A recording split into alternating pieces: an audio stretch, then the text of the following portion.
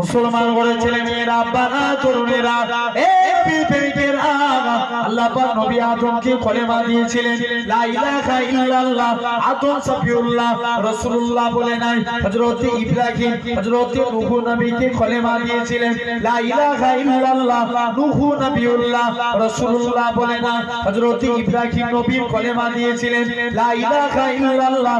ইব্রাহিম খলিলুল্লাহ রাসূলুল্লাহ বলে না। জওয়ান যুবকেরা, আল্লাহ পাক আপনার আমার নবী কত মাকাম খানা দিয়েছে এরকম ভাবে সুলাইমান ইসমাইল নবী আল্লাহ কলেমা দিয়েছিলেন লা ইলাহা ইল্লাল্লাহ। দেখিয়ে হুসন কা কমাল দেখিয়ে, আমিনা কা লাল দেখিয়ে, আল্লাহ